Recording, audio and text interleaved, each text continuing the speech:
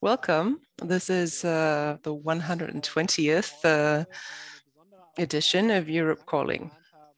It's a special edition that we've been planning for a while because it's the Women's History Month this month. So we wanted to do something on this. And our topic today, Women for a Future.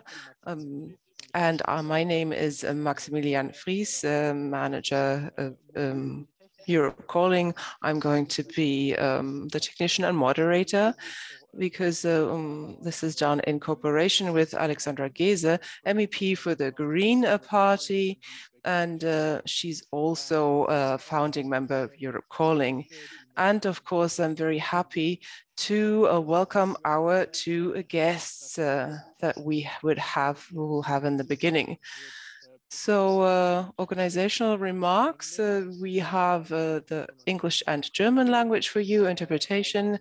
Again, at the very bottom desktop, you find a little globe and there's a drop-down menu on mobile devices. You'll have the opportunity to ask questions in writing using the Q&A function. And you can vote other people's questions up so that we can make sure that the questions who hold most interest for the majority of people will be the ones that we're actually going to ask. And maybe we'll also have time this time today to actually listen to live questions from the audience. So raise your hand during the discussion. And of course, everything will be recorded and then you can find it on YouTube. So if you ask questions in writing or, or orally, that will be on the recording too. Keep that in mind.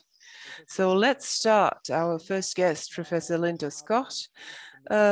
She was at the University of Oxford Forum for Women in the World. And she worked on a strategy to bring more women into business. She's very popular in Germany for her book, The Double X Economy. And it's a very interesting book that describes what's important around this topic and how it can work. And in 2015, she was voted among the top 25 thinkers by the magazine Prospect. And she also founded the Global Business Coalition for Women and also PowerShift, among many others. So she's involved with a large number of initiatives. At the moment, she's working as a gender economics advisor for the World Bank.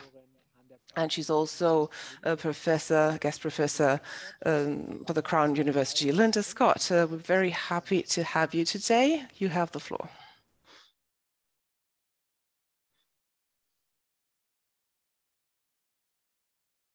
Linda? I thought Alexandra was going next, so sorry. All right, that's great, that's fine. So I'm very happy to be here. Good evening, and I really am very grateful for having been invited to give you this talk today. Tonight I'll be speaking to you about the women's economy as a global phenomenon, and then I will focus on some concerning recent developments in Europe and including in Germany. Lastly, I'm going to address the questionability of the prevailing theory of economics, and I will be building from the thesis of the book, which Max just mentioned. This book is titled in German with an intentional reference to Marx. It's not the title I gave the book, but as soon as they proposed it, I knew it was the title the book should have had all along. Because it's even including in English. The book is no less a manifesto, no less critical, and certainly no less a recasting of the entire economic system than was Marx's classic. This is not a lightweight book, although I like to think that it's not too bad to read. It's written for an educated but not expert audience. The book argues that women, because they have been shut out of economic participation for literally thousands of years, evolved into a recognizable shadow economy, much like the underground economy or the gig economy, with its own practices, markets, methods of operation, and that sort of thing. It's not just wage labor that I'm talking about in this book or tonight in this talk. It uses like I said, the women's economy is a worldwide phenomenon. It's marked consistently, we know now, by patterns of disadvantage and mechanisms of exclusion that we see in global data actually do not vary very much from place to place or even between rich nations and poor. In the book, I've made use of many different sources and types of data. It's very widely and deeply documented. It uses many sources, like I said, and the data takes many forms. I've used economic data sets. I've used ancient legal codes. I've looked at evolutionary theory, and I've looked at neuroscientific studies. So obviously, I can't give you all the sources in a single 20-minute speech. So let it suffice it to say for now that the book has received very prestigious recognition as both an economics and a science book. And though it only first appeared in the summer of 2020, it has already been translated into 14 languages. What the book documents is a structural system of exclusion that has massively negative effects on all human beings, leading to hunger, trafficking, poverty, violence, and even war. In fact, I argue in this book that if we don't change what I call patriarchal economics, our species may not survive it. I want to start by showing you what is likely the second most impactful and long-standing exclusion that has formed the women's economy. This particular exclusion fans out to multiple effects, and though it is thousands of years old, it can still be observed in the global economy today in both the global north and the south, and that is land ownership. So let's take a look at what we got.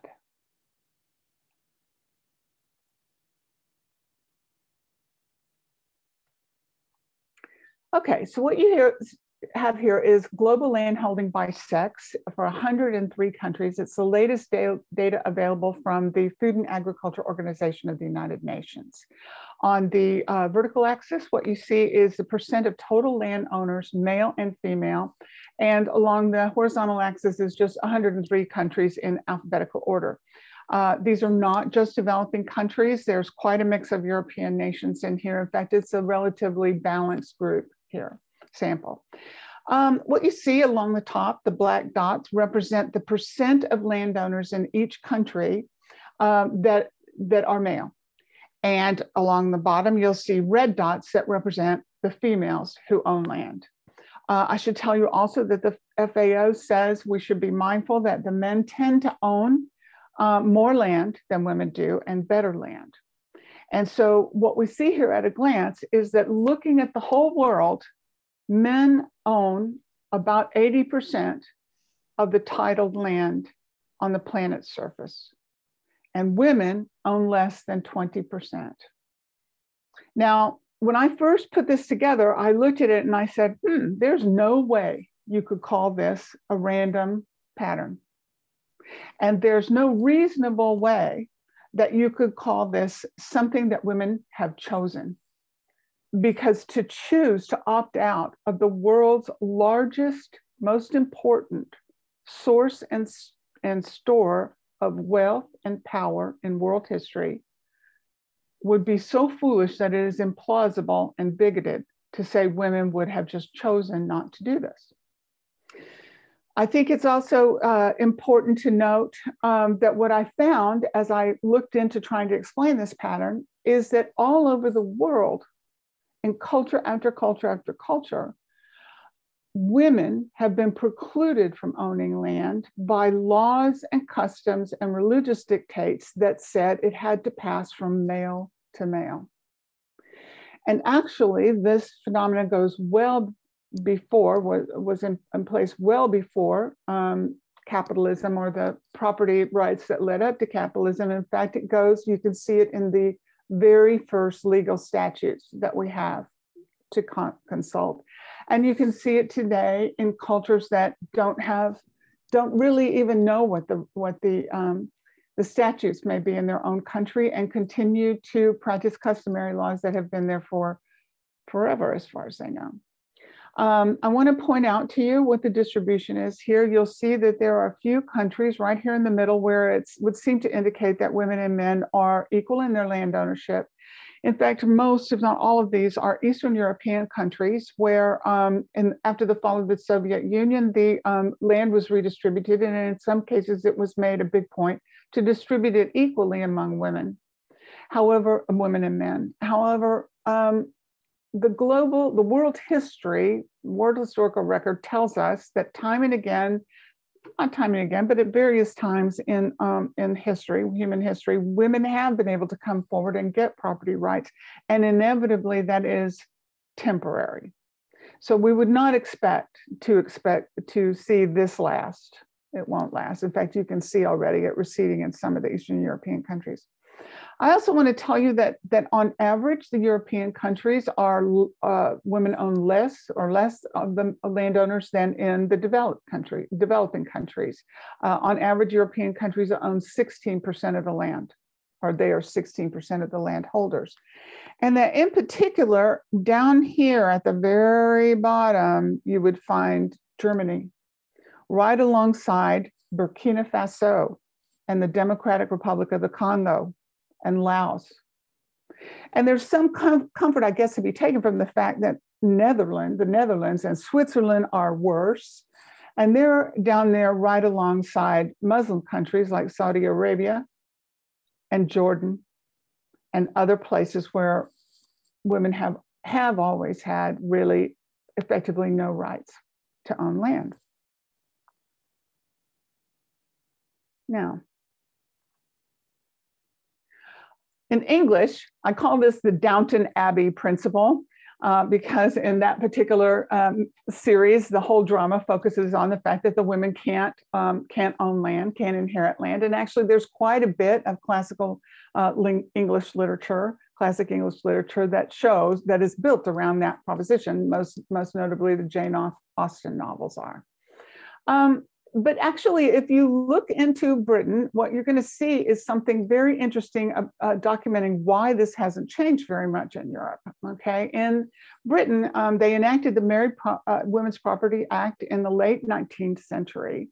And it was supposed to give women equal rights over property, but it has changed very, very slowly. And that has been true everywhere in the world, that there's been a statutory change.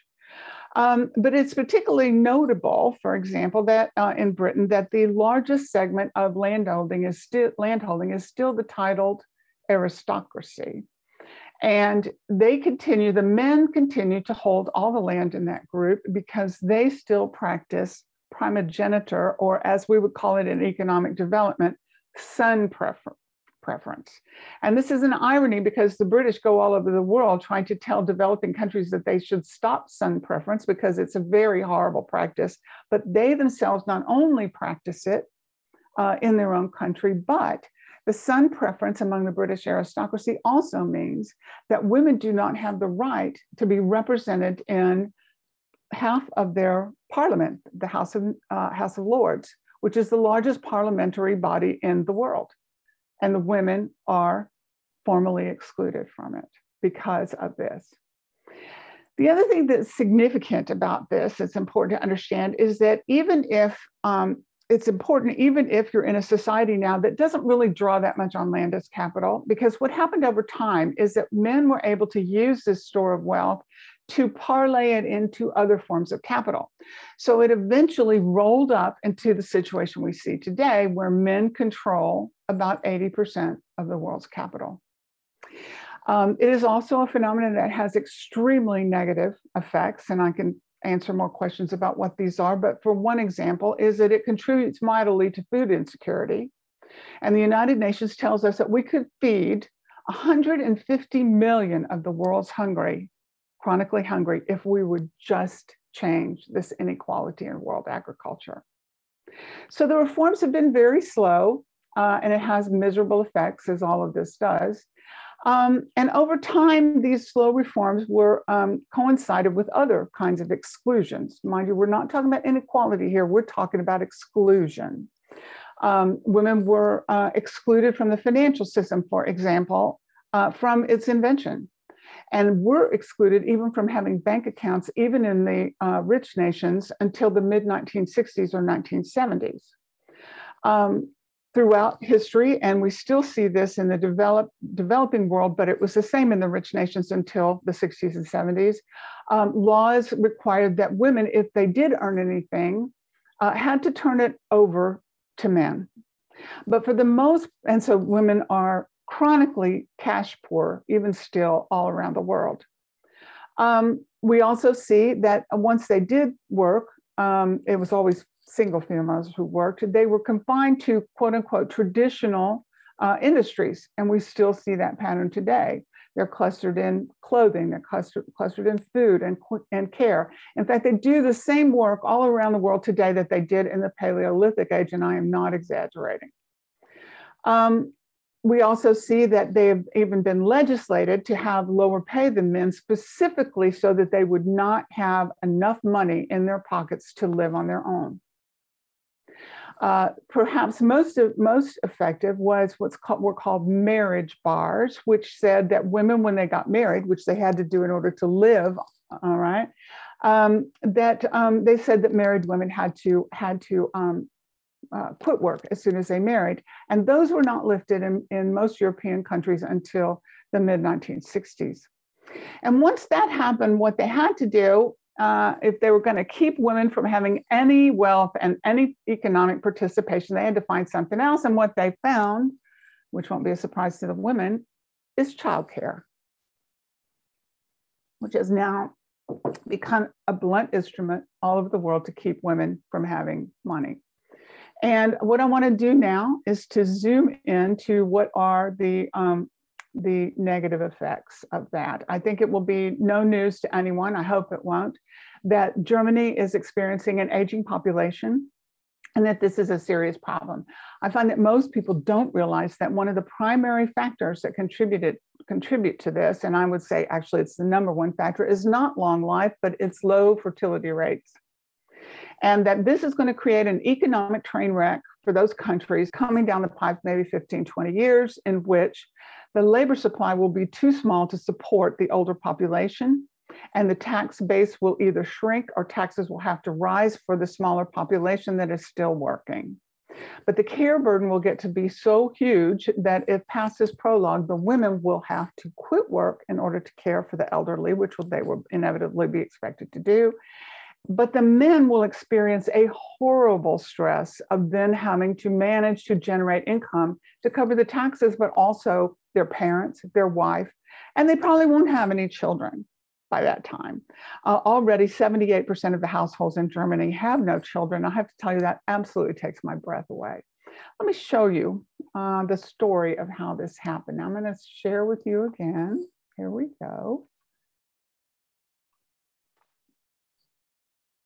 This is Germany's fertility rate since the immediate post-war period. It climbed up a bit from the World War II lows at about 1.5. You should know that the replacement rate for a population is 2.1. That's a rule of thumb of where we all should be just to stand still.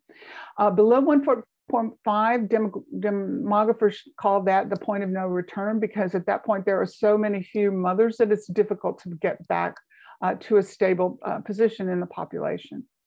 Now, so they climbed up, here we go, a little spike here, and then steadily climbed up back to, as you can see, past the replacement rate, up to here, and right here you have the late 1960s, all right? About the time the marriage bars were lifted and about the time that the oral contraceptives were introduced. And then look at what you see. Crash. What's the reason for this crash? Okay, well, actually, it's because right at this time, what you see is an opposite phenomenon, which I'll show you in a minute, of German women entering the workforce. And what happens at that very time is it starts to climb.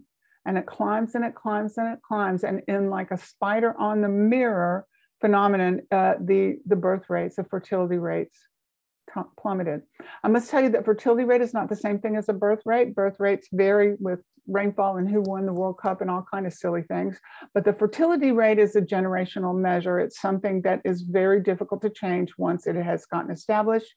And as you can see, Germany has been below the point of no return for most of the last 50 years. Okay. And so it's well established, this very low fertility rate in the German age structure, and it will be very, very difficult to change that. At the same time, you will see, if you look at any sample really of Western countries, that this same thing, this is female labor force participation from 1970 to 2016. The vertical axis is the percentage of all women who work. And then these are just the years from 70 to 2016. What you're looking at here are the trends for Sweden, the United Kingdom, Spain, Germany, Australia, Canada, and the US. This gray line here is Germany. You can see it started lower than most of the other countries, and it continued and finished lower than those same countries. That's because there was more resistance. Now, how did they resist that? Oh, and I should also say that what you're looking at here is many agree, because it's been established as a phenomenon in 163 countries now. What you're seeing here is perhaps the most clear thing that made the rich countries rich. All right, and that's the entry of women into the formal labor force and expanding the labor supply and therefore fueling growth. This is not, let me tell you, just a correlation. We now know we can unpick the causes that made this happen. So, oh, wait, I gotta go back to stop share here and explain to you, which will be familiar to many of you, is that the German government in the 70s, when they saw this move into employment by women, enacted some policies that look to us now at like very generous policies, like paid maternity leave, for example, and forcing employers to keep jobs open while women worked. All right, but at the same time, they did not fund or establish childcare. And so what that meant was there was an incentive for employers not to hire women. There was an incentive for mothers not to go back to work. And there was not an escape valve for those that did want to go back to work, because there was no place for them to put their children.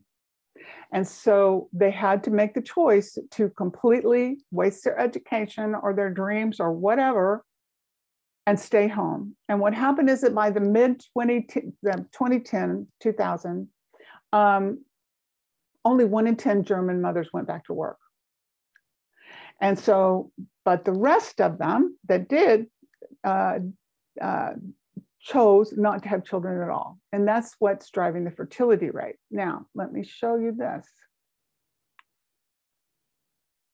As you know, I'm sure the fertility rate, the female labor force participation, which, as I said, is a very important generator of growth, continued to grow quite steadily and steeply in Germany until recent years. However, it is very important. It's 74%, 74.7%, which, you know, people go, woohoo, you know, Germany's all kinds of progressive, but actually not so much. Because if you break that down, and actually this happens for all countries if you do this, if you break that down and show the part-time workers in that figure and take them out of the total labor force participation, all right, over here, this is what's left. It's only 31% of all women, 32%. And the biggest portion is part-time labor. And you've got about a quarter, a little less than full-time workers in the home and not in the labor force, working in the home and not in the labor force. So why do we care? Why do we care if we've got approaching half of German women working part-time? Well, we care a lot, or we should care a lot. For one thing, it means that at the high rate of education that you have in Germany now, much of the country's investment in their education is being wasted. This is not good for productivity. It's not good for national competitiveness. And in the long run, it is not good for growth either. It also means that children don't have as much resources to be cultivated and educated and fed as they would have. It means the consumer economy is not as strong as it would be. But mostly it's important because it denies German women the choice that we now know they will more likely make. Now, they may have made the choice back in 1971 to stay at home, but most likely at this point, because this is what European and North American studies show at this point, is that both members of a couple would choose for the woman to be able to work if she could. But more and more, it's so expensive for them to stay home that they can't do that. And that contributes mightily to the fact that they're not paid as much. Now, and this is what's driving the problem with the birth rate. Now, just a couple of points to end with. One is that what we're seeing right now in the face of the pandemic is that we saw, first of all, that women were the first hit and the last to recover from the pandemic because they were clustered in industries that under a contagion were going to be hit first and were going to be the last to open back up. And these are face-to-face kinds of industries like retail and daycare, education, health. Health, of course, had its own situation because they were doing the important and dangerous work, which people say women don't do, of keeping us all alive. So, so what we're seeing here is that they've taken a big hit in terms of employment all across economies. They were put on part-time, they were laid off, they had their hours reduced. They took on most of the childcare and the house care. We see that all over the world. And for the long term, perhaps most importantly, daycares were shuttered everywhere. And already daycare was scarce and expensive most places. And this is going to take perhaps a decade or more to be recovered. And women, therefore, have taken a punch in the face that stands likely to roll them back to the pre-marriage bars, to the time before 1970, which they were utterly dependent on men. But now it's a situation where the economies, particularly the Western economies, simply cannot afford to let that happen. And this is why it is so strange and so ill-advised that countries are now coming back with recovery plans that don't take into account the part of women in contributing to GDP, which is now like close to 40%. And why would you do that? You would only do that if you insist on being blind to the presence of the gender restraints on women's economic participation. That is the only way you can justify being that blind. So the last point is just this. The economic theory that we're all working under now is that the economy is objective, that the market works perfectly, that if you're excluded, well, it's either your own fault for being just that stupid or making that and unprepared or making poor choices. The economy is, the theory is based on the notion that people are rational actors, that they're in full command of information, that they act in self-interest, and therefore it propels the economy to the optimization of the whole system for others. What we find with women, though, throughout the women's economy is that they have information that is actively withheld from them. They are constrained in making their choices. In fact, they often make choices that are irrational, that is, against their self-interest, and they're forced to do so by the system, as we've just seen. And that, in fact, they make choices that we might see as irrational, even though I would argue that it's the men who are the irrational actors in the big picture. And that therefore they are often excluded, and they act as a counter example, a counter observation to this theory. And in any other discipline, that would falsify it entirely. Economics fancies itself as a science. And what they do is they ignore the observations in front of their very face to maintain a theory that is obviously not tenable. And it's only too convenient because that theory actively perpetuates the idea that those who are have wealth and are in power will stay on the gravy train. So in the end, it's not a science at all. It's an ideology, pure and simple, a self-serving political ideology, and we need to stop it. Thank you. Oh. Yeah, that's it. Herzlichen Dank. Das war Thank you. spannend und erschreckend zugleich. That was Thank you very much. That was very interesting. really interesting, but and that was also very horrifying at the shocking. same time. I mean, just you looking said at the many things we figures, know of course, already, I we believe, know about them, but just still having you them are shocked, illustrated like especially that, when you're a man. You get yes, really it's annoyed shocking, at and such trends. And now I would like to hand over directly now I to would like to Gotelind continue Alba. with Gotelind She Alba. She works she has studied as physics, as a diploma in physics. Economist and advisor, She is independent co-founder researcher and and a board consultant specializing member on of the climate global and gender network justice. Gender And she's CC, also Women a for co-founder and board Climate member of the global network Justice. Gender CC, Women for Climate Justice. And she also takes part in the process of the World Climate Conference from 2009 to 2014. I think she'll be best placed to explain what that means. At the moment, she's mostly working on integrating the gender dimension into international climate policy. Ms. Alba, you have the floor.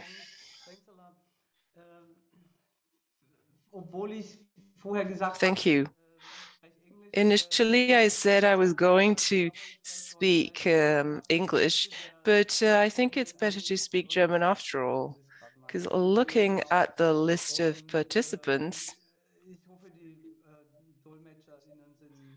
that would be okay. Yes, it's no problem. The speaker is asking whether she could switch from English to German, because most of the participants, after all, are German speakers.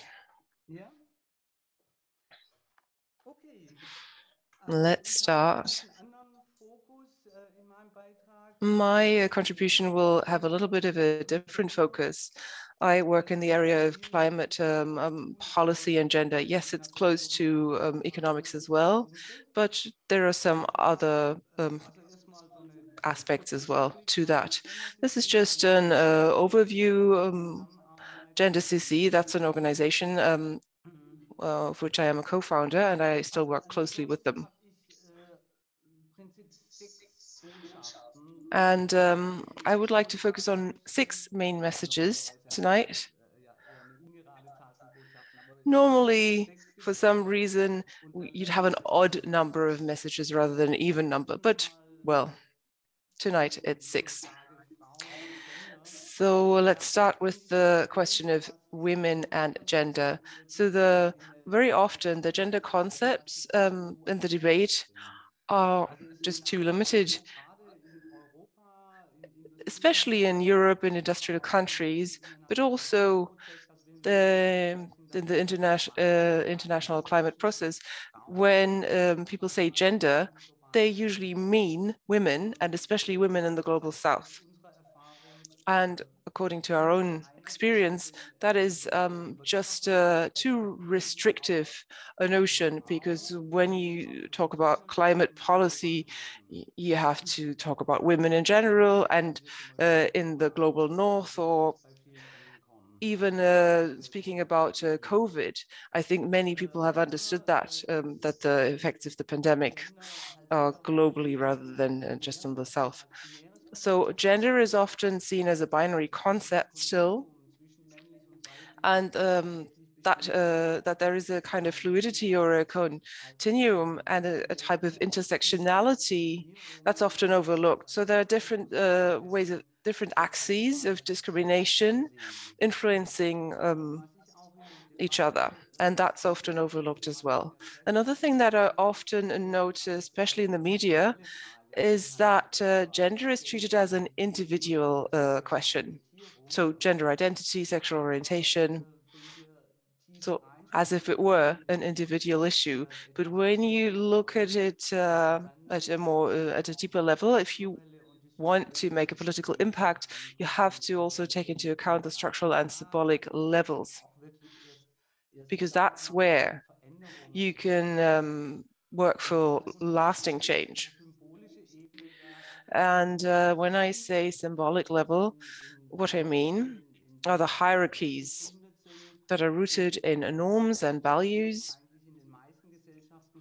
In most societies, even today, male characteristics and perspectives are considered the norm. And female characteristics and perspectives are considered a deviation from said norm. And those characteristics that are attributed to women are often considered, they're often less appreciated. They're often looked down on. That also goes for typically female jobs. So many jobs, for instance, work in the care sector or in the service sector. And of course, the pay is lower in those sectors as well. And that's not a coincidence.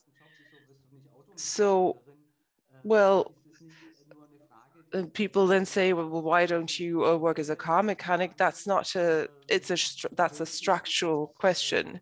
So what types of jobs are considered of higher value in a society and therefore will generate higher pay? So when I say structural level, that's about gender norms being inscribed in organizations, the social relations, but also in institutions and take an effect there, but also in material and physical structures. We can see that in cities, for instance. Not as extreme maybe as in American cities and towns, where you have a clear separation between where you live. Well, that's often far away from the center, difficult to reach in terms of transport, often not at all reachable by public transport, and then the economic center where men are dominant. That type of structure also leads to higher traffic volume. In American cities, half of the emissions are generated by transport, by traffic. And in the global south, unfortunately, they often adhere to that philosophy of zoning, where resident areas and business areas are really separated clearly and distance from each other, which makes it more difficult for women to find work and go to work. So, for instance, we know that in Germany, women often, I'm just going to say women, I'm not going to say each time people who identify as female, or I'm just going to simplify it by saying women. So often, when they have a family, when they have children, they look for a part-time job, which is closer to home, just to make sure that it's not so far to travel, which automatically means that they have fewer choices in terms of jobs. They often then settle for a lower paid job, but they also contribute less to emissions. And then this is another message. In the climate debate, when we talk about gender, the narrative that immediately comes up is vulnerable groups, vulnerability. For instance, there are a number of international decisions to name here where I think that connection between climate and gender actually internationally has come further than in Europe, I'd say. So that connection between gender and climate is often restricted to vulnerability only.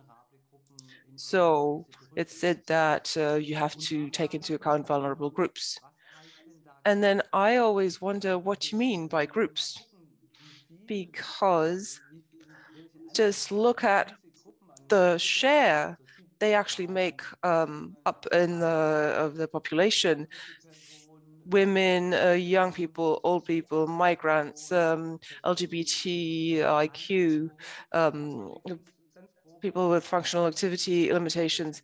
Well, roughly calculating, that makes 75% of the European population. So it's a joke to say groups. If you want to talk about groups, you should mention the 25%, that group that has the power of decision making and takes these decisions without actually taking the vast majority of the population into account in an adequate way. And then looking at the underlying reasons for vulnerability. It's not an automatic for, let's say, women to be vulnerable just because they're women. They're not automatically weaker. There are external reasons for vulnerability of set groups, to stay with that word. So lower income, lower wages, pensions, and of course the care work that women do, which is unpaid. And we've all seen that very clearly during the pandemic. And that's also true for the climate crisis. Whenever there's any kind of extreme weather event or disaster, family work, care work becomes a lot more difficult, and that affects women disproportionately. And of course, jobs in the service sector, again, that's a lot of women, especially also, and in the informal sector, especially in the global south. Now, looking at that connection between climate and gender, if we don't want to limit it to that, maybe we should use a new narrative and call them agents of change. And say women could and should change or transform the world. When you look at Fridays for Future, that movement, but also other environment activist groups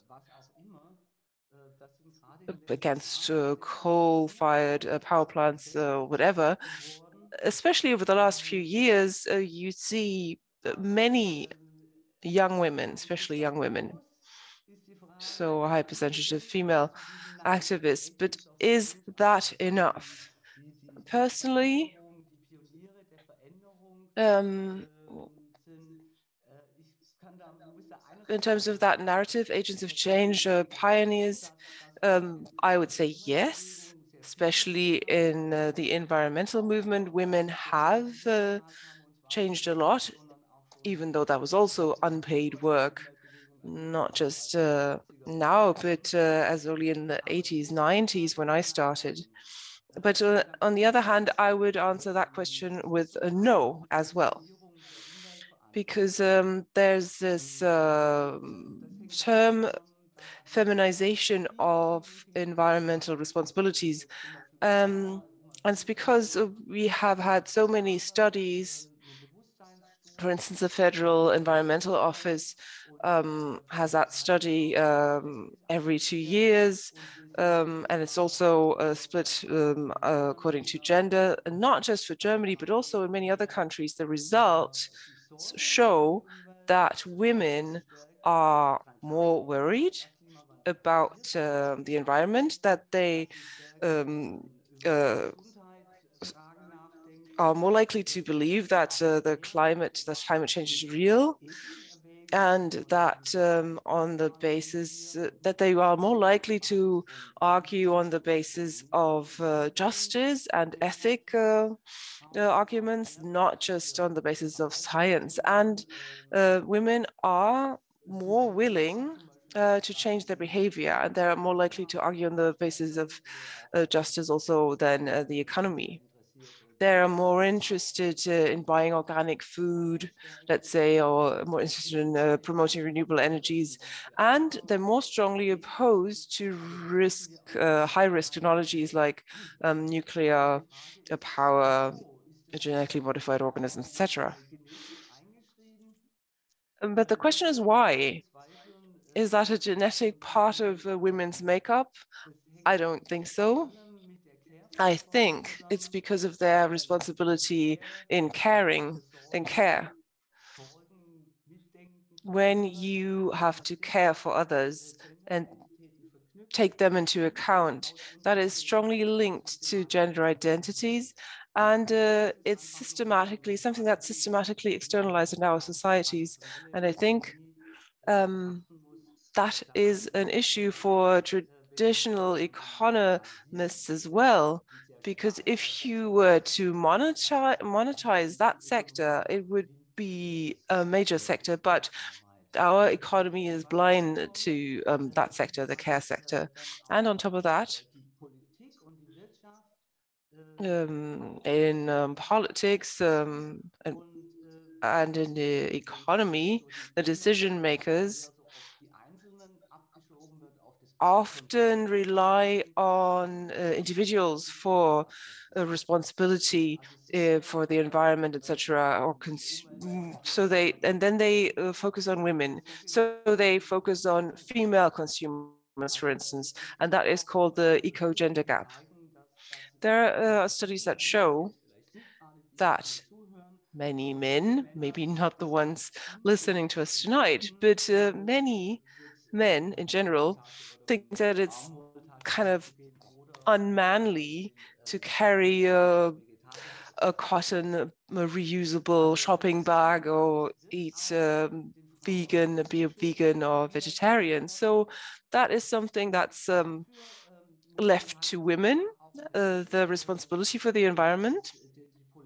And the policy framework isn't strong enough to change that, because if you want to focus on consumer choices, if that's how you want to engender change, then it has to be comprehensive. Because when I go to a supermarket and the shelves have everything, how am I going to make the right decision? Because we fail to really make sure that unsafe products or products that harm the environment are taken off the shelves. Or for instance, in home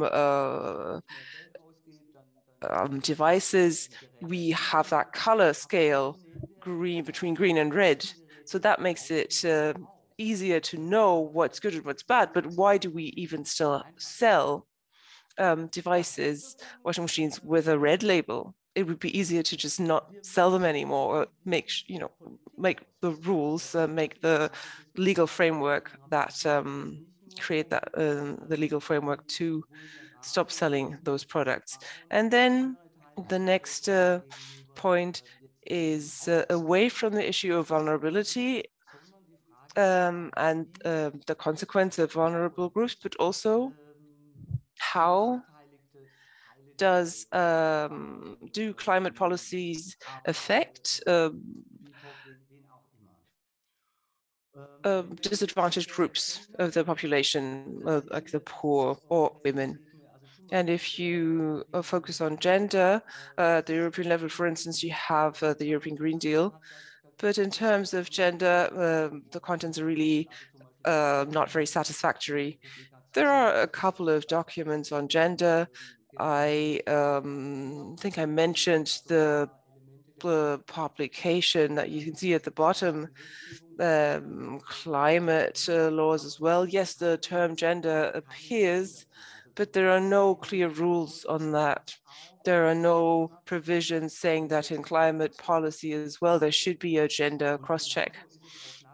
That should be mainstreamed. And the same thing at the national level, not just in climate policy, but also, unfortunately, as we saw in the reaction to the COVID crisis.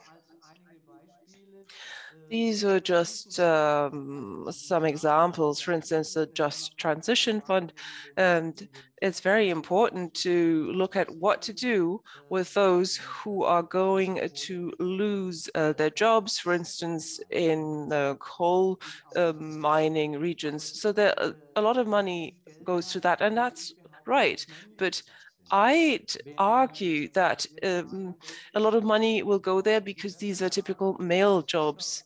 And in Germany, for instance, years ago, Schlecker, a major supermarket chain, had to close their doors. Mainly female jobs were lost. That's about the same number of jobs as will be lost in the coal sector, and nothing was done to help them. And then another example, energy poverty is something that's being addressed stronger at the moment, so we're not as blind, but that's also primarily female. So for instance, female pensioners or single mothers, they're particularly affected by energy poverty. And then especially in Germany, when we do have compensation measures for higher prices, those measures focus on promoting mobility that's work-related. So for commuters, for instance. But the type of mobility that you would need for care work, or if I have to accompany my child or a grandmother somewhere, that's something that women tend to do more. They also need mobility for that, and there's no compensation for that. And something that we are seeing now, the energy price bonus we're supposed to all receive in Germany. We're not going to receive that. Only those who actually pay taxes on their wages. So those who hold a mini job, a so-called mini job, who don't have to pay these taxes, are left out. And this is the next point, to shift over to the maybe a little more positive perspectives. The type of representation that we have, or participation of and for women, is a major first step, but that's not enough to say that we have 40% women, a good gender balance in the workforce, etc. That's not enough. There are studies showing that that will lead to a change in policy as well, that alone. But there are also other studies showing that at the institutional level, it doesn't create a lot of change, or that these women perspectives, women's points of views are not the ones that prevail in the end, because there are rather centrist structures at the institutional level. They're dominated not just by men, but by typical male thinking, which makes it harder for women to stick to their points of view, not to adapt. So I know that my own experience when I took my degree, and I think in physics, we were 2% women. It was very factual. It was never in any way personal. So of course I adapted. That's the only way to survive in such an environment. So of course, it is important for gender justice to have a better gender balance, but it's not enough in and of itself. We need the next step that would be gender expertise. And we can't expect all women to automatically have that expertise just because they work in politics or in the institutions, that they're going to favor gender politics or gender equality measures, and that they're going to want to make that their main focus.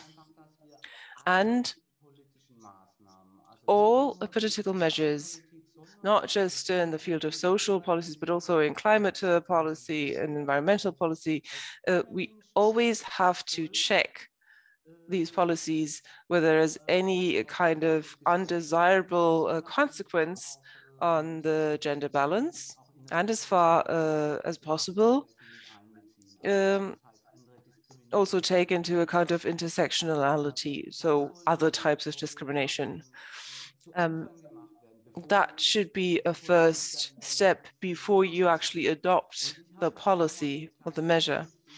I've listed all of the things that we would suggest on the slide, but I don't have time to explain it all.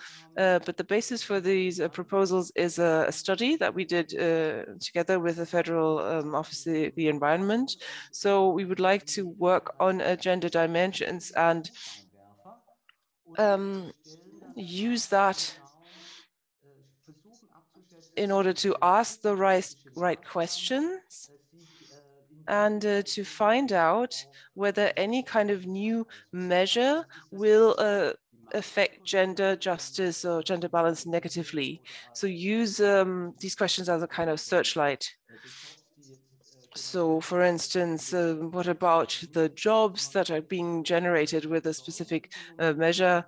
That's important. And also the other things that I've already mentioned. And in terms of climate policy, what's particularly important is that we also check what access to resources is like, whether there's any issue with that. And in industrial countries, we have that access via infrastructure, transport infrastructure or services. And that's another issue. We have to look at that type of infrastructure because our infrastructure, for instance, is really focused on commuters' needs, not so much on the care needs, or the needs of carers. And then health and safety, body, all that also plays a role when you look at undesirable effects of policies. Unintended undesirable effects. So the result of this approach, on the one hand, will be to make policies more effective. At least that's our theory, but it's hard to prove because how can you actually prove how effective a policy is? That's hard to do for non-gender experts as well. But policy will also be fairer. And then if you look at politicians, the question is also, who are your supporters? So if you want to work on climate transformation, then if you are going to rely on women to do the work for you, you should also listen to women more. And gender justice also has to be a part of voluntary commitments. And we need this gender analysis. Well, that brings me to the end. Thank you very much for your attention. Ganz lieben Dank. Dass für alle, die so viele very much. For all those who have taken as many screenshots as I have of all the slides, I can say that we have the presentations and you can have access to them and read again what's been said. We heard a lot on politics from Gotelind about what the political level can do, and therefore I'd like to hand over quickly to Alexandra Gillies. But I'd like to tell you before that in 2019, when Alexandra was new in the European Parliament, Corona broke out, and many of you met Alexandra as somebody who really fought hard for the large rescue packages of the European Union. And this money has been mentioned by both speakers here, and it's important that this money doesn't go only in male-dominated parts of the economy, but reach also the areas where women mainly work. That would be fairer. And that this is something Alexandra is more competent in than I am. She's also a specialist in digital technologies, and I'm handing over to her now. Thank you that you are taking the floor. Thank you, Max. Thanks for the introduction. Good evening, everybody. Thanks for participating. Good evening to all our guests. Before I come to my speech, there is something I really have to say. I'd like to mention a few things which are more anecdotal from day-to-day European policies. I'd like to say why these issues have become so topical, are so topical now in Europe, and not just in certain faraway countries, as we sometimes want to believe, but here next to us. This is something which we have clearly also from Linda Scott. I'd like to mention a few examples in this respect, and I'd also like to talk about the trends of the future. And I'd like to see this from my point of view as a digital politician, which is very interested in technology and so on and so forth. But let me talk about what I first said. Is more something anecdotal. Land ownership as the basis for economic activity, as has been said quite clearly. In Europe, 16% of the land is owned by women of, I think, agricultural surfaces. Well, you could say in a modern economy like Germany, agriculture is not a very important economic factor anymore. But if you consider that the economic funding for agriculture makes about 1/3 of the EU budget and are distributed according to the hectares you own. And if you know that, you can make the math yourself and realize that 84% of the public money we taxpayers pay is distributed to men.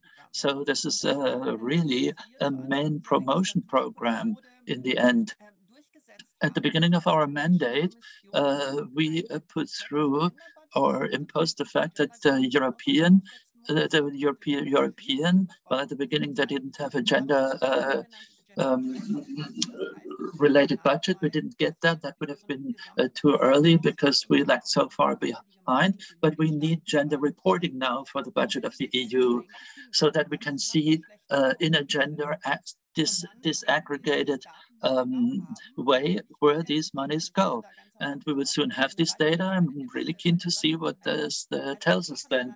And I had a debate with the general director because I was told, well, this is for the program Rights and Values, but it's a very, very small program with not a lot of money. But I said, no, we need it for the large funding programs, for the structural programs, for the agricultural programs.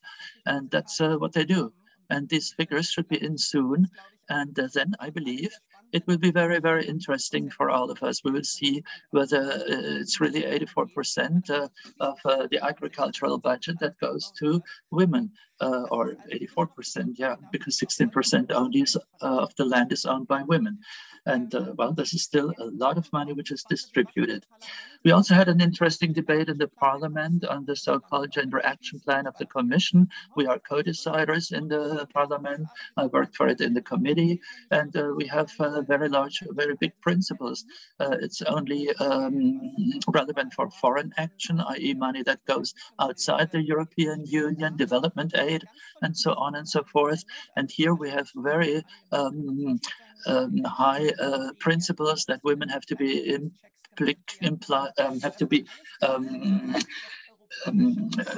involved in the decisions. And this is things which we also demanded for Europe in the parliament, where we have a 40% women quota. We could impose it, but in the discussions in the trilogue, in the discussions with council, where we have under the economic and finance ministers, we have a male quota of 80%. These things could not be adopted. So you see the principles we have for the outside world are sometimes not really heeded to inside Europe. And then something which Gottlieb Albert mentioned, the just transition, this program for a just transition. I had an interesting talk here because at the beginning, what was planned was that when COVID started on the labor market, you saw in the statistics that women are pushed out of the labor market, especially in the countries like Italy, which received most of the money. It was extreme. Men employment was stable, women employment was not. Many women lost their jobs in Germany, but more even than in Germany, in Italy.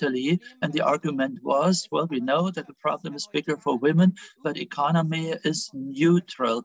And if we invest, money reaches everybody, women and men. There is this financial instrument for the coal regions in the Just Transition Fund. I took part in the negotiations, and the commissioner told me, don't insist too much on these equality checks. We know all that people who work in the coal industry are men. That's why we have to invest here in men, have to create jobs for men. And all of a sudden, this principle that the economy is gender neutral was not valid anymore. All right, but now I'm turning to what I actually wanted to say. As Max Friese said, at the beginning of the pandemics, I worked on the European recovery package, which we welcomed. 37% of it go into the green transition or transformation, which we as the Greens welcome, and 20% in the digital transformation, which we really need in Europe, which I welcome very much as a digital politician. So 57% altogether go into 4 sectors in which the male quota is over 80% if you look at the labor force figures. Renewables, transport, construction sector, renewal of building, rehabilitation of building, all very important things, but sectors in which only very few women work. So the women proportion is not very high. If you count everything, about 30%. If you look at the technical and management functions, you have rather women percentage of 10 to 20%. That's where most of the money goes to. And I've been told, well, we also have resilience and social cohesion. That's another 40%. Okay, but this doesn't go to women exclusively, because these are also investments into infrastructure. So if you build a hospital, in the end, after all, it's good for men and women, but when you build a hospital, it's once again mainly women who, mainly men who are employed. So the question is also, what is the impact of these investments on women and men? Not only employment is important, but employment isn't unimportant either. And well, our initiatives were rejected by the council. We, as a Green political group, received now the results. These are only approximate results, but I'd like to mention them nevertheless. 750 billion euros will be spent in the next 3 years, a lot of money, in order to react to the COVID pandemic and its economic consequences. 3 scientists from 3 different countries had a look at the employment effects of these measures, i.e. I'm speaking here on investment projects which have a bearing on employment. Germany paid 82% of public money goes to male-dominated sectors, male-dominated industry sectors, 2% to women. Well, the definition for these sectors means that at least 65% of the people employed are male. Italy, 86.6% for men, women 3.3%, and Spain, that was the plan of which everybody said that's the best plan when you look at gender equality objectives. Here we have 70% of the money which go to sectors where women are, 4% to women and 20% to both sexes. These figures were really rough figures. There are other sectors which have nothing to do with employment, but nevertheless, we have here figures 80 to 2, 70 to 4, and so on. This is not a good proportion.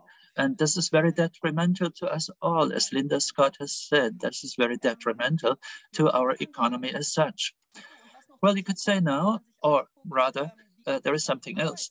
If you have a look at the overall working time of men and women, if you look at paid and unpaid work and sum it up, then you see that the overall working time of women has increased because women work a lot in unpaid employment, in care and so on. Well, schools are beginning to work normally now, but often children are ill these days. And still after 2 years of the pandemic, we still don't have really varied child care systems or institutions. So you cannot easily send your child into a daycare center. You have to look after them at home very often. And the question is also, why isn't it not only relevant for the present, but also for the future? And as a digital politician, I have to say that I also deal with the repercussions of digital technologies, not only on the society, but also on the labor markets of the future. What we say about it is not empirically proven in general, but you can say that when jobs get lost, it's mainly in the medium segment.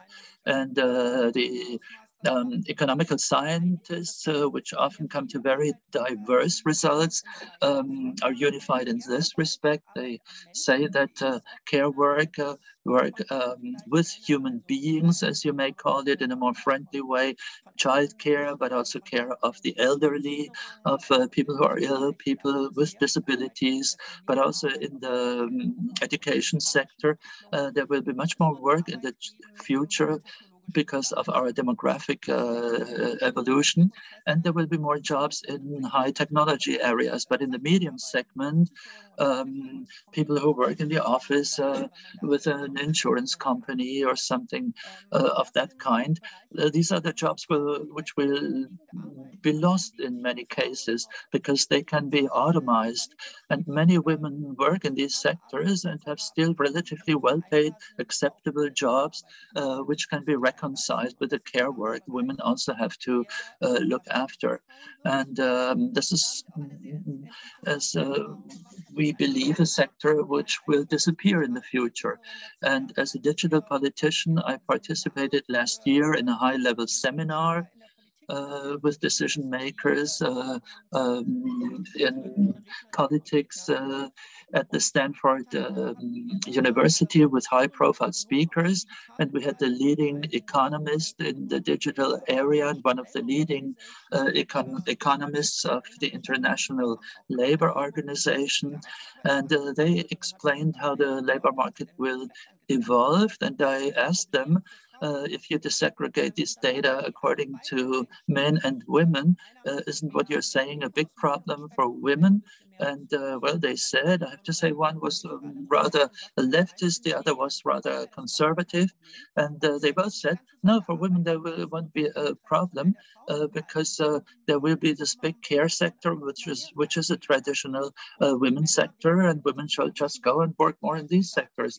Men are strong in technological sectors, so things will go their course. About the differences in pay, well, nobody spoke about that a lot of the work in the care sector is either not paid at all or very poorly paid. This is something which may play no part in their future scenario of these two world-leading economists. And that made me worry, I have to say. We know that poverty is a gender-related issue. And in Germany, we also say old age poverty, but what we mean is mainly old women who are at the risk of poverty. If women cannot work, it's often also a problem for children, a problem we have a lot in Germany, because we have this hugely disaggregated labor market and not many care possibilities. There's stronger segmentation, which means that women have to go more and more into care jobs, and men carry out well-paid technological jobs. We will have more and more inequality in the future. So this is the trend. Also in the economy, digital companies keep higher and higher profit margins and give back less and less, because if you compare them to an industrial company, you can make huge profits with a relatively small number of employers. So this is one problem. Another problem we have is that if we look at women, if we push women out of certain segments or do not involve them actively in certain segments which are important in the economy, the digital economy and so on, then this means also that we will have less sustainability. And this is important for us as the Greens. I think Frau Albert has just said it. Women's decisions are more ecological, more social. Why that is so is debatable, but there are many studies that prove that women, once they are represented systematically, not just one woman in a male-dominated environment in one organization, this is not enough. But in countries where systematically women are represented in decision-making structures, in power structures, then also at the government level, decisions which are taken are more sustainable, are more socially just. And that's also true for companies. For corporations. Somebody explained that companies reduce their carbon emissions faster if they have more women in their board. So there seems to be a correlation between the percentage of women in the board and the reduction of their CO2 emissions. Very interesting. And then the consumer decisions.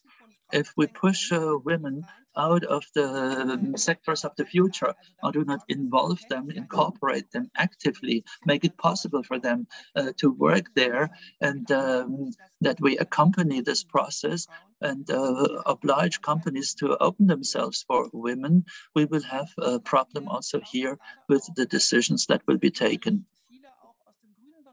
I think there are many here in this webinar who have a green political conviction. And I think for what we want, we also need women, because when women are in decision-making positions in a larger number, are represented there with numbers which give them a critical mass, then it means that there will be more social and ecological and economic success. This is why we also need this gender aspect if we want this the social ecological transition. This transition will then become more efficient, more successful, and women are less present in general on the paid labor market because they carry out more care work. Worldwide, women work more than men if you count unpaid and paid work. And therefore, we have to ask a question, which we have already, have seen in the Q&A section. How much care work do we want to pay? Are we ready to pay the work done by human beings better? And how do we want to finance that? This, I think, these, I think, are aspects which all are interlinked. If you do more care work, you spend more time at home, you travel more, you don't get the computer assistance, which is only paid if you work outside your home. So the whole term or concept of work has to be rethought. And concepts like, or the question how prosperity is generated and how you tax then things in the future.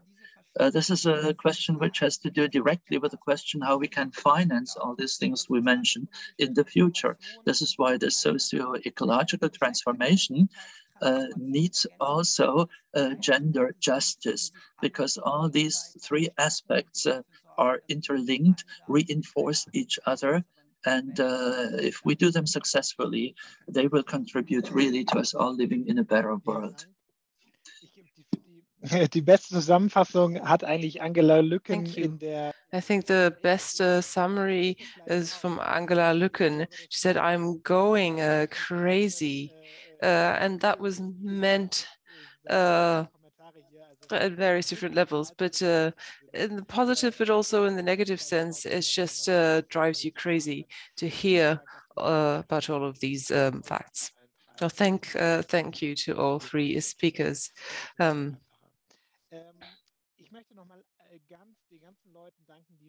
And I would also like to thank everyone who's already posed a question in the Q&A. And if you haven't done so yet, put your questions down now and vote for questions that you find particularly interesting, because we will start to read them now and to answer them, the ones that receive the majority of votes. But I would like to start with a question to Linda Scott. Miriam Böhmer is asking in English.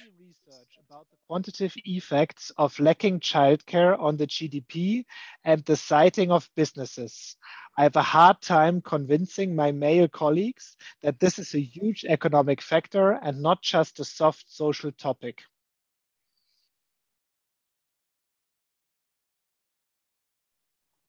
Yes, there's quite a bit, I think, but you kind of have to calculate some of it. Definitely we see around the world that the lack of childcare or the burden of childcare is the #1 reason that keeps women out of the economy. So in some places it's more than less, but it definitely is an exclusionary factor. You can calculate the impact by looking at the number of part-time workers who are female that would be brought into the economy if you had childcare. And then you can calculate full-time. And so this is one way to do it. You can calculate what their contribution would be to GDP if they were in the economy. You can also look, and this is the way the IMF has done it. I'm not sure if I agree with that, but you can look at what the size of the economy would be if women worked at the same levels as men, okay? And what happens is actually it's pretty substantial. In the United States, we've seen women's labor force, and this was before the pandemic, women's labor force participation declined for the first time in 100 years. And so they've been really working. Economists have been, could be devastating if it continues. They've been working to discern what the effect is going to be, and the effect, and also where it's happening. All right, and to see what they could do if they could change it. Well, one of the reasons, yes, #1 reason is childcare, and it hits most on low income and undereducated populations, which means on the margin, it's going to hurt people and children, families a lot more, and this is going to cause a strain on social services and so forth. What we find though, what they're finding is you can bring it back to the levels if you can contribute childcare, and that the level you bring it back to, you can also calculate will pay for the childcare. All right, so that it's not like they treat it like it's a one-time luxury handout for women who ought to be at home anyway. But actually, if you calculate it properly, like the infrastructural investment, like you would make on a freeway or an airport, it pays for itself really right away. And in some estimates by 2 or 3 times. So yes, you can calculate the cost as an opportunity cost. Oh, let me say also, it's also the case that, for example, in Britain, they calculate what the impact of equal pay is on British households on average. And since one way or another, the absence of childcare explains the gender gap, about 2/3 of it. So you can calculate the impact on households, and the average British household loses £9,000 a year because of equal pay. Well, the average British household only makes £30,000 a year, so it's more than 1/3. And that's, you know, it's significant. So yes, there are many different ways you can calculate it. It's not just a soft social issue. And this is the way all the women's economic stuff gets dismissed, is as soft social issues or social justice issues that I've got to tell you, economists do not care about social justice for women. They do not care. So this is why many of us have been pushed to quantifying the impact in GDP, because that's just the way, that's their lingua franca. But you can do it. You have to just be willing to look at the economics. That's all. Darf ich das kurz kommentieren, Max? Max, can I come in on that? Well, I was listening. Could you repeat that? I just wanted to like a practical comment on that. It's quite clear that there's an economic value that can be attributed to good childcare in every respect. There's an interesting study by a Nobel Prize recipient. I don't remember the name. I'm sure Linda Scott knows who it was. And this person looked at all the different aspects, also performance of the children, etc. But there's a practical issue here in Germany, for instance. The advantages are long-term, and they go to the federal level. So women who work and pay income tax will pay that to the federal level, but the cost is at the municipal level, because childcare is a municipal responsibility. So this is a very simple, practical barrier, just the structure of the state, because income tax doesn't actually finance childcare. That has to be done at the municipal level, and that's often a difficulty. In a very practical difficulty. Maybe a different type of financing model could be a solution, but everyone who's ever thought about this knows how complicated these issues are. Thank you. Let's start with the question that was voted up the most. And I'll just read out the question for all three of you, and then you can just comment on it as you wish. Imke Umunai has the following question. It is assumed that a country's economy needs female workers who can work full-time in order to grow the economy. But does the economy always have to grow? And who will benefit if it does? And the second half of the question, in the first 3 years, children need a secure connection to both parents. How can we create a framework that parents can look after children without losing out during their job? Why is this time not attributed to the economic balance? So the first question was economic balance of this childcare work, and the first question was who benefits from the economy continuously growing? Who wants to answer that?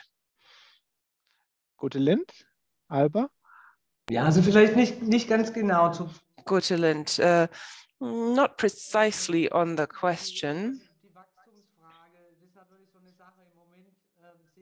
The question of growth. Well, we were witnessing at the moment what happens when growth is at risk. I used to be in favor of growth, but we can see now that that has to be a strategic decision. Degrowth and a long-term strategy, because the way that our economy, our system is set up and the financial sector is set up, it doesn't work if you just lose out on growth spontaneously. It's not compatible. And then the second part of the question, childcare work or care work.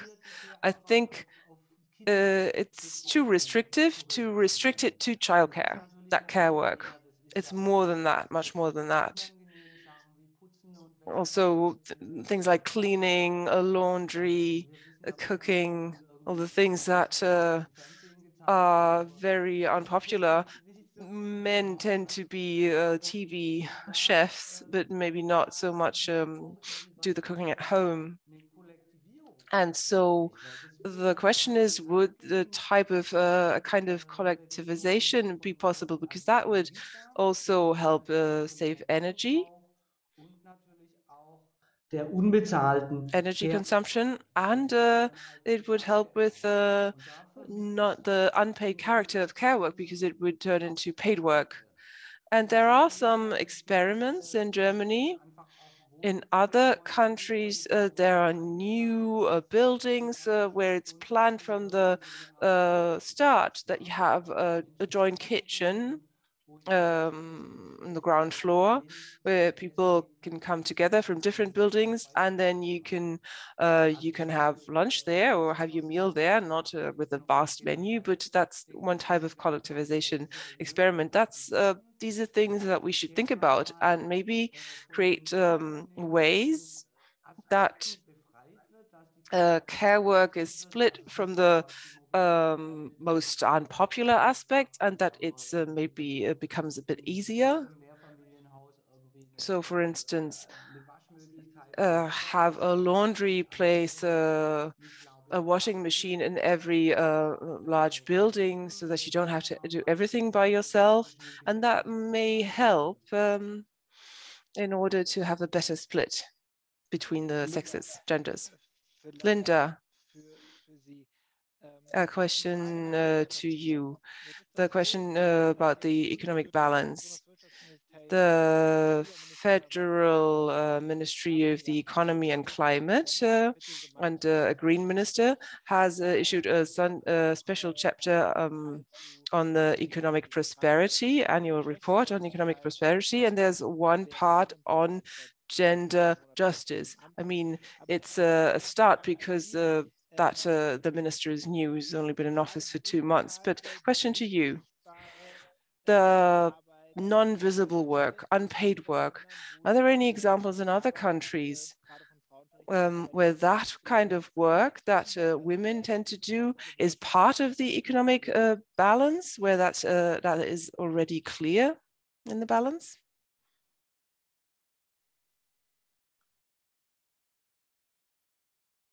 Was that Linda? For me, Max? Yeah. Yes, for you. Sorry. Yes. All right. It was in German, so I don't understand what you asked me. Oh, sorry. You haven't. You can switch on the interpretation. I didn't know I had that. Can you just say it real quickly for me? Sorry, I didn't realize I had that. I thought only the audience did. I don't know why. No. Definitely switch it on. Right. Okay. How do I do that? Okay.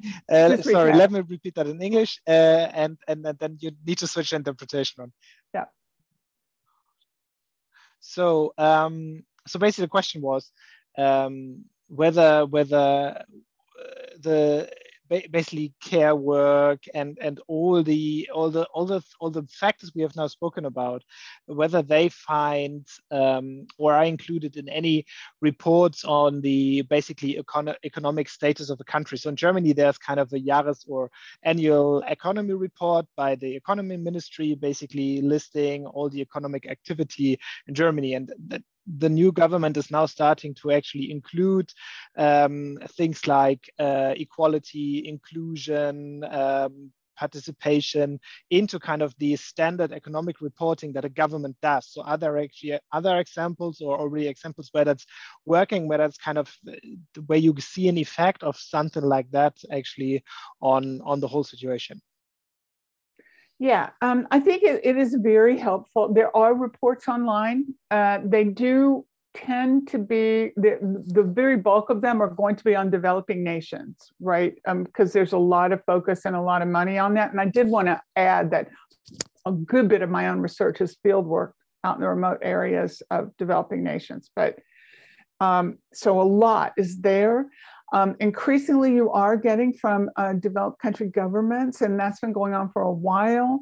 Unfortunately, they tend to either not analyze the data, they just give you the data, or they do it in a siloed form, and they talk about inequalities, like I call them thermostats of inequality. They just go, up and down, and they don't talk about the interactions. So there's a very a lack of synthesis, a lack of a sense of it as a system, that it's just this over here and then that over there and then that over there, and not a lot of interaction. So this is one of the reasons that I wrote this book, was because I felt like I had seen it by now as a system, and I was seeing it especially in the developing nations, because that's what I was really working on then.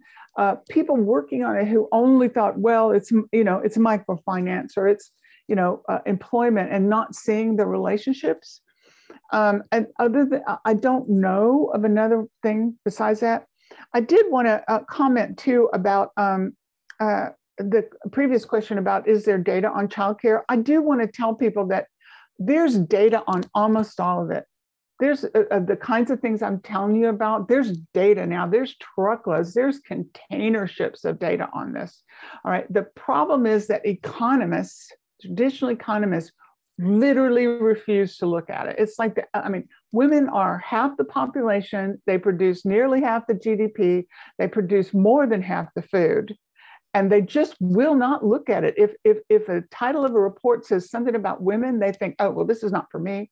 And if you ask them to, they scoff and say things, you know, oh, well, what's women is trivial. It's not, that issue is not trivial. Women are big in the economy. They would have to be. They're half the population. They cannot be trivial. And anyway, so I did want to say that those reports are there. They tend to not make it into the mainstream dialogue. Finance ministers and the governments tend to not want to hear about it.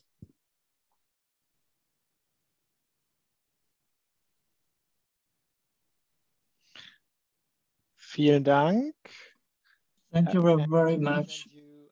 How to switch interpretation on, so you can actually follow the German bits. Yeah, so did Alexandra, and I'm so sorry. All this time I've just been looking at people's slides and trying to infer what was being said. I didn't know. Okay. Okay. So the next question is from wieder auf Deutsch.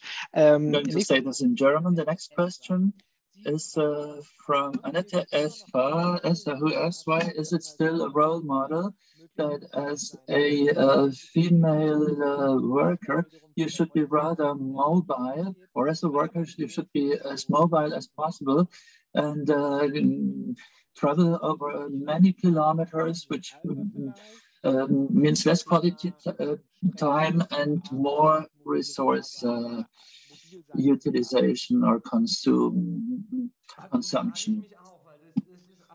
Well, this is a question I'm also asking myself. It's absurd. You're right. It really is.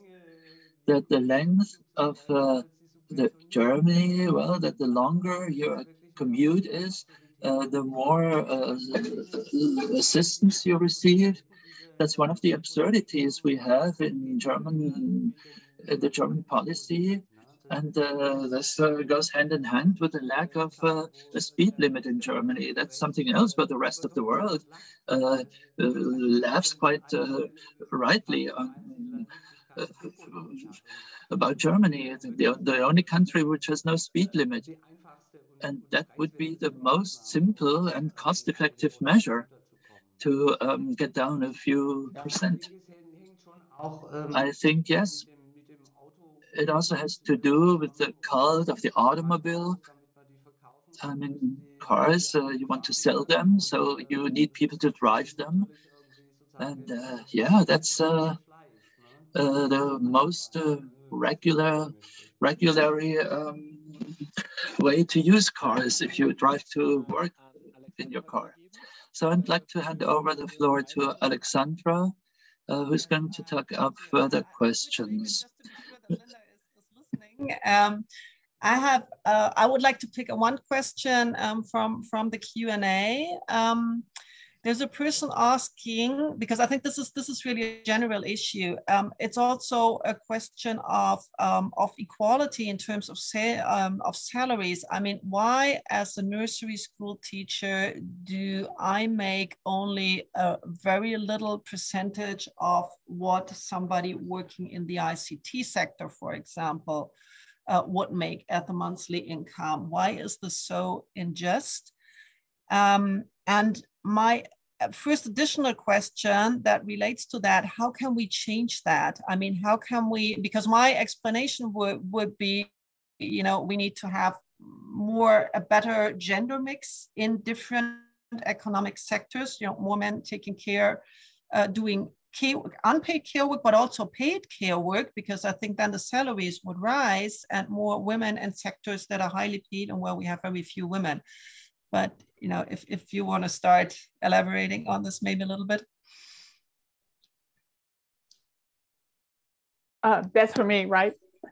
Yeah, okay, so you have to be very careful, because in the newspaper, in the press and so forth, they will report things where they'll say the reasons that women are paid less are they're in the wrong industries, such as nursery school teaching. They have babies, to which they're now saying, okay, I won't have any. And the third is that they fail to advance. And a lot of times that's because they've sat out while they were taking care of children and so on and so forth. And that's what they argue. These are not actually explanations in the sense that they're justifications, that they're good reasons. These are only the statistical variables that explain that. What I would argue is, first, you should know that what the data show is that over time, when an occupation shifts from male to female, which actually did happen in ICT between in digital between World War II and the present, is that it was a female thing and it switched to a male thing. And when that happened, it suddenly became difficult and important, which it wasn't before, and highly paid, which it wasn't before.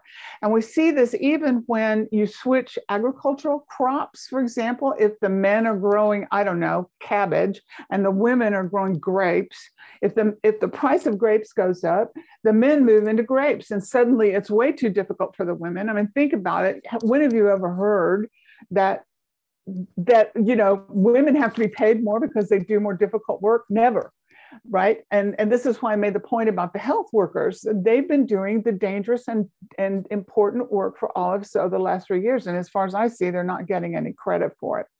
Now, with regard to being a nursery school teacher, I would argue that this type of job, care work of little children, has been women's work for such a long time that it is deeply devalued. And it would be deeply devalued because it's associated with women, which is horrible but true.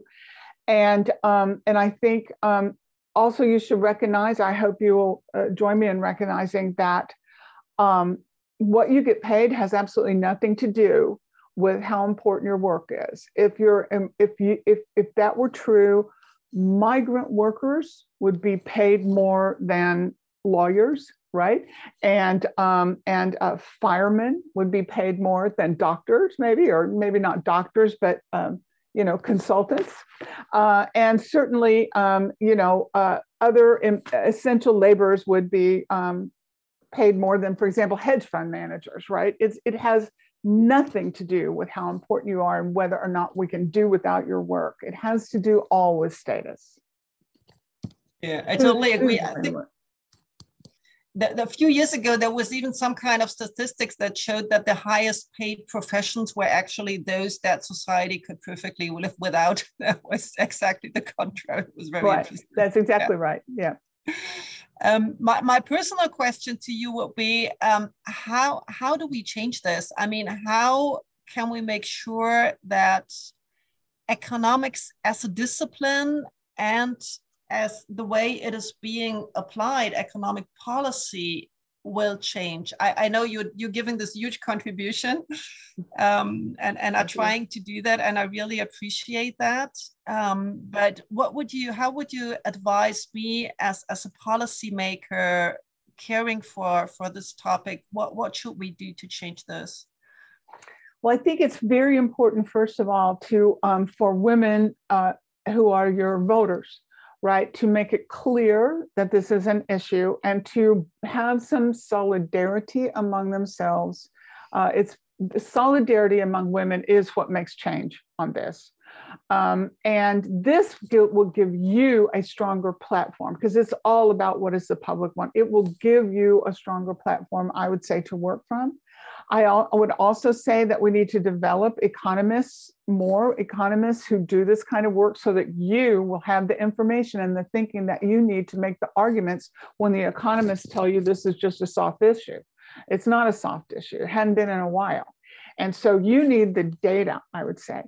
And then I would say that we need to start developing 21st century leverage, all right, ways of protesting. It is way past the point where protests have an influence on governments, I think. I think that they serve a purpose in showing each other that we're together.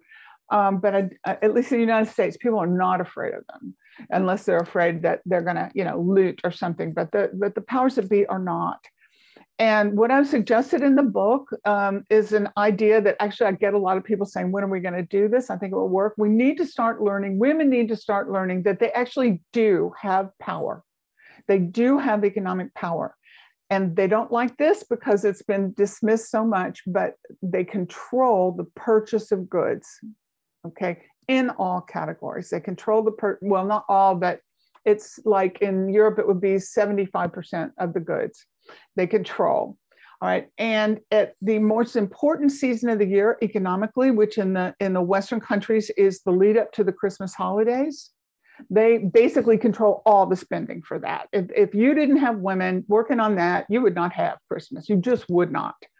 Okay. And that has huge implications for there's large parts of everybody's economy all over the world is attributable to that holiday spending. And I have a thing that I've proposed in the book, the 80% Christmas. And it's saying, all right, let's say, because women in the West are paid about 80% what men are, to say, okay, this Christmas, we're going to band together and we're only going to spend 80% of what we spent last year. That is frightening. That is a really huge hit. Okay. And you wouldn't achieve it probably, but there'd be enough women that it would show in the retail data leading up to Christmas, right? And say we're going to do this until you close the gender pay gap or whatever it is, until you invest in childcare, until you approve of abortion rights, whatever it is, we're going to keep doing this. And that means that next year we're going to spend 80% of 80%, right? And you could definitely do it. We've already shown that women can do this kind of thing, generate this kind of movement over social media. You could have a lot of fun with it, I think. You could do a campaign around it, but it would be truly hilarious. And I think also that you can then pull it around the world if you coordinate. So you go from the Christmas to the Lunar New Year, you go from there to Ramadan, you go from there to Diwali, you come back to Hanukkah, right? Or whatever, all around the world, there are always blow it out holidays like Christmas where a lot of money gets spent. Most economies are to some extent driven by festivals. And I think we should do that because I think it would be hilarious. And I think it would scare the socks off people. Thank you, Linda. That sounds great. We'd organize a Christmas strike. I see, go to Linda asking for the floor. Go ahead. I think that's a nice idea, but according to the data I know, it's true that 80% of purchasing decisions are made by women, but that is not 80% of the value of purchases of private households.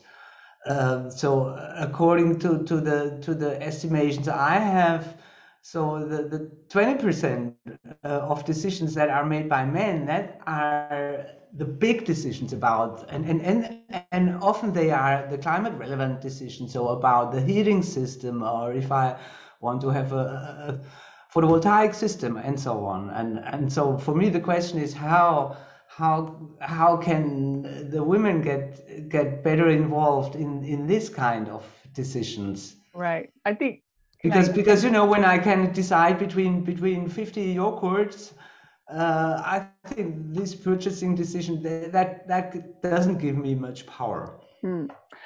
Can I answer that?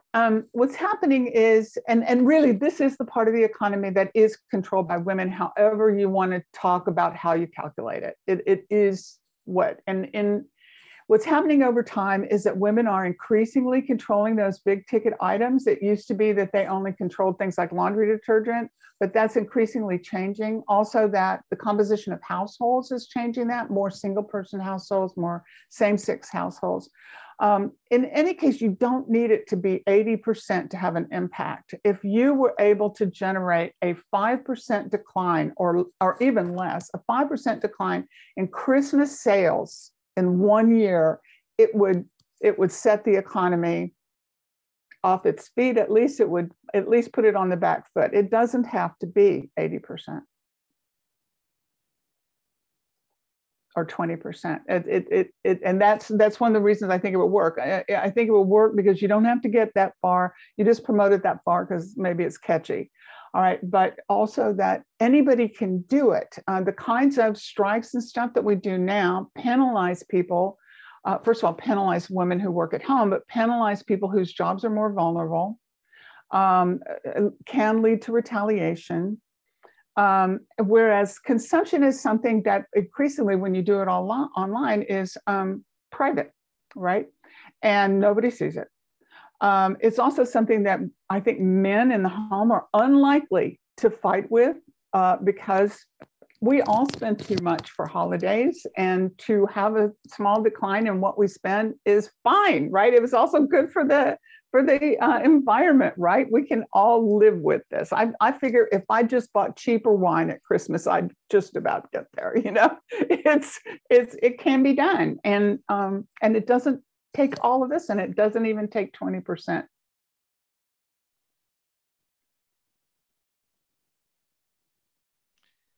Maybe directly connecting to this is a question. It's in English, so I'm switching to English, from Ulrike Liebert, who's also a board member of Europe Calling. She asked, I would expect that sector differences in unionization are an important factor that explains gender pay gaps. If that is correct, we should encourage women's unionization in the care sectors. What do you think? I think we have to be careful about thinking that unionization is going to solve this problem. It's when women and men organize together into unions, normally that it just doesn't happen. There is a lot of job segmentation, for example, in the manufacturing center, and even between industries. You have industries that are predominantly female. And the unions, particularly in Europe, have not done a good job of understanding the equal pay problem. And also, frankly, the labor and social movements have not been particularly friendly to women's rights over the last 100 years. If you look at the data where they show you, here's what the unionization does for pay. If you notice, they will always make the comparison unionized men to non-unionized men, unionized women to non-unionized women, and never across genders. And that's because the pay is lower, even in unionized jobs, between men and women. My thing is, I mean, of course, you can see I'm going toward a nation of women here. I think women need to organize together into unions across industries so that they can focus on their issues and get some relief.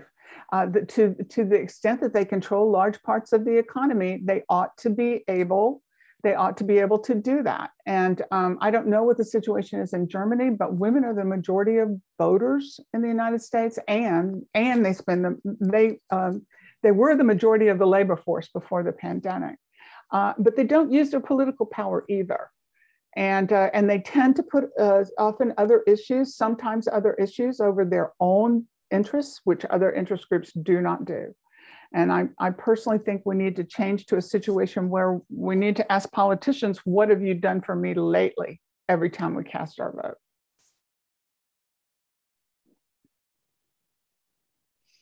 Gudrun Alba? I think that in Germany, women use their political power maybe a bit more, because I don't think we would have the Green Party in the German government if there weren't the women voters, because they are the strong Green and also left voters, and so I think they are already making a difference. And so, for instance, At the time when we had the second, before the second exit of nuclear power, I think it was also the women voters who brought Angela Merkel to see that she should change her policy on nuclear power. Yeah, if I can, I think that's really good to hear. But in the US, for example, Joe Biden would not be president without female voters, full stop. He would not be president. So they do, but then they don't get often their due. He's been a little bit better than some others, but they just, they don't get paid off the way other interest groups get paid off because they haven't learned to use the power that they clearly have at the ballot box. And I think it's because they're not willing to put their own interests ahead. I just have to say that the gender statistics on Germany do not support the notion that women have more power than in the United States. The stats on Germany are not good. I haven't said that they have more power, but they use their voting power. And I must say, so my expectations are, so on one hand, on activism, because for anything, also what you suggested with the let's say the Christmas boycott or the Ramadan boycott. So this needs activism because you need a movement to convince a majority of women to do that. So that's one hand, and I still have I have high expectation in public policies, and this is something I think a lot can be changed. So, for instance, discriminating tax policy, and then avoiding negative impacts, social and gender impacts of policies. A lot can be done, which would not completely change the world, but what could really contribute to a big change. If I can, this will help end on an up note. I totally agree with that. I think that change happens when people decide they've had enough and they get active. I totally think that's very true. And I think that actually this is a good time to push, at least for women's rights, and because right now, actually, all over the world, most countries in the world, but definitely in Western Europe and North America, the stories show that the vast majority of men are very much on board about gender equality. And it is a time, unlike in the 70s, where it would be much easier, I think, to get their support. We're down to like 20 or 30% that actually would tell a survey researcher that they don't approve of gender equality. Well, we need to find those guys and see what's wrong with them. I think there is a possibility, if we use our power right, that we can use our power well, that we could get something done. The data is certainly there.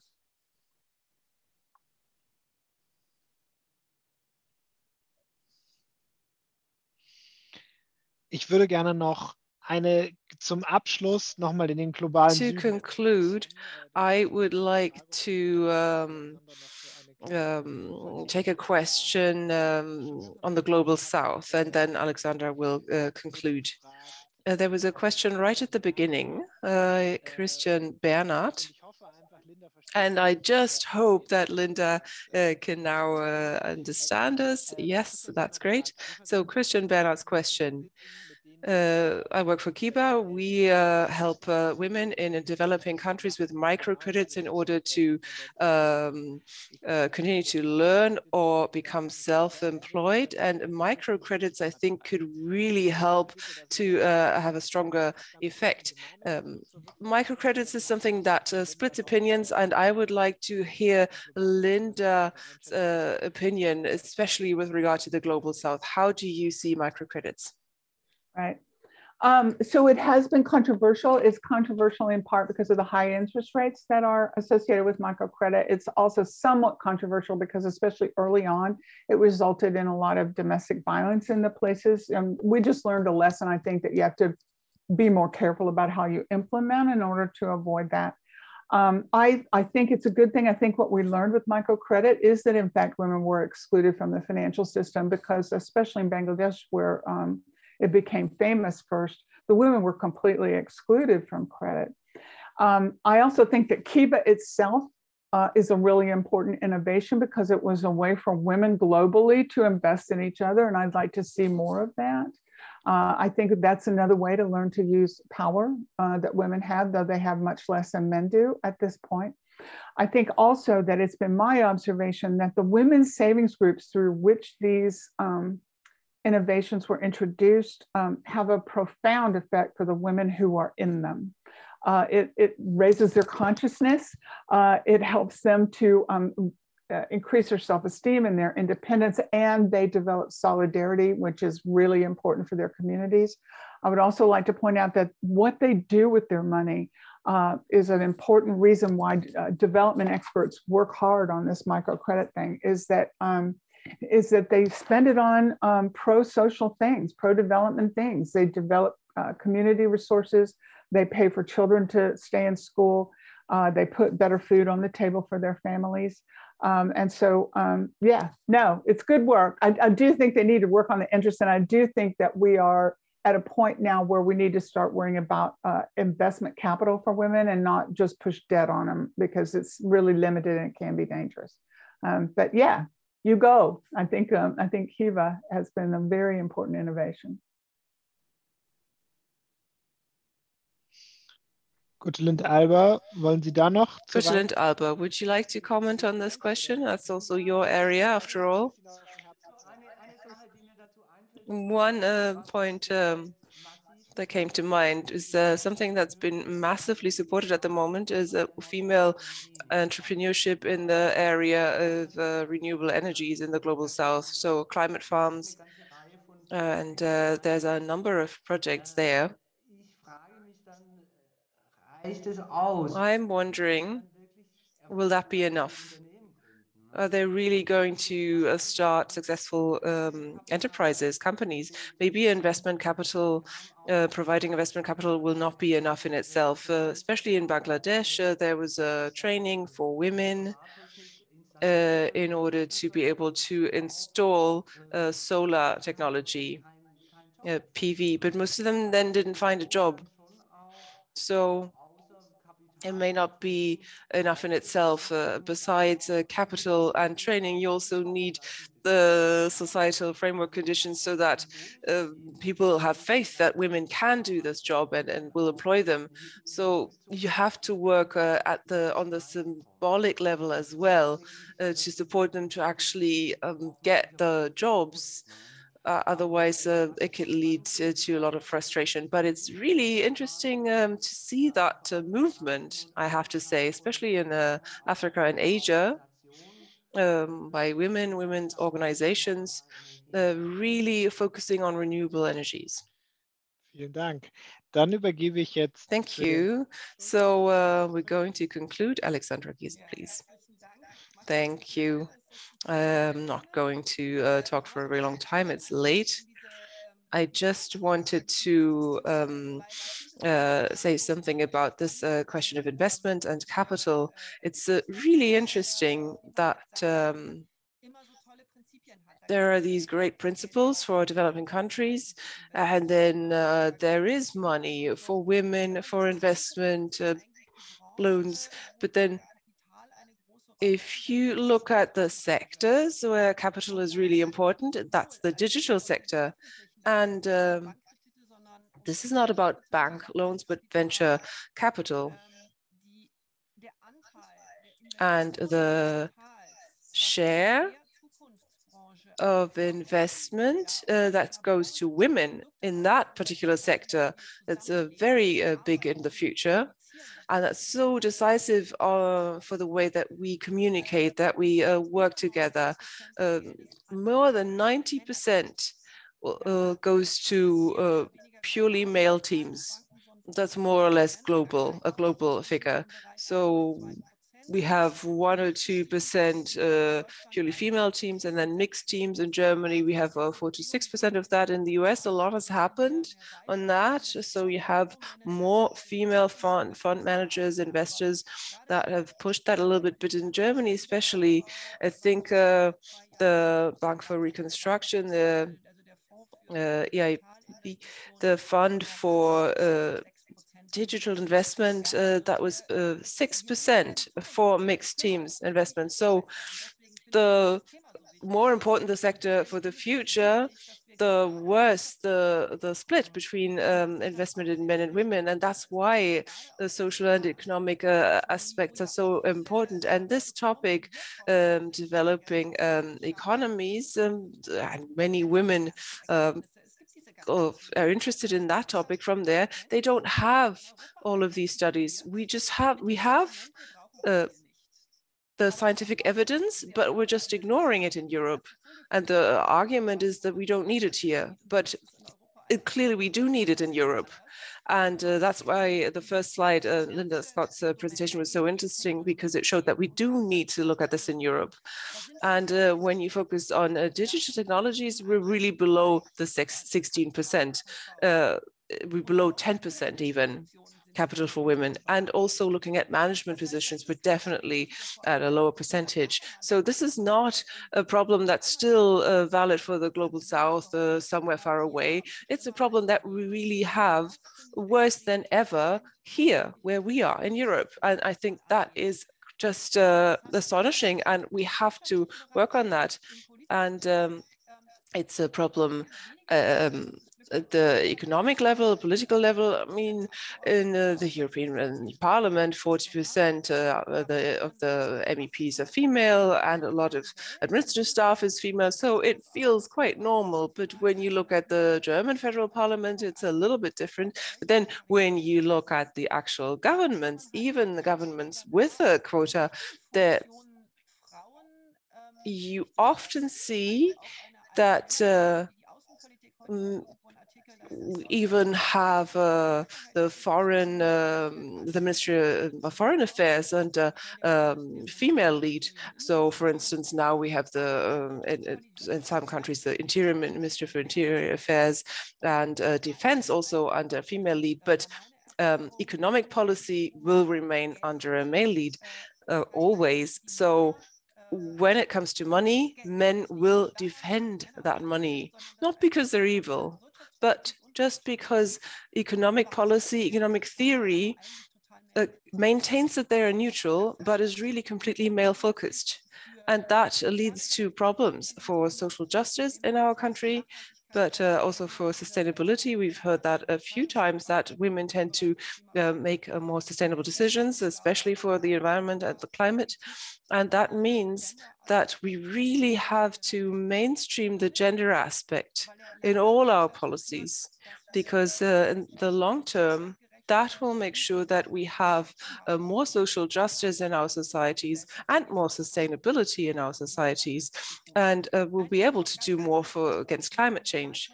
A simple example, municipal policy, more women pedestrians, more women use public transport. If that figured in political decisions, then we would have fewer cars on the roads, and we really have to focus on that. And the area of economic affairs is decisive. So how do you look at labor, what's paid work, what's unpaid work, care work, and also unpopular tasks like taking out the rubbish.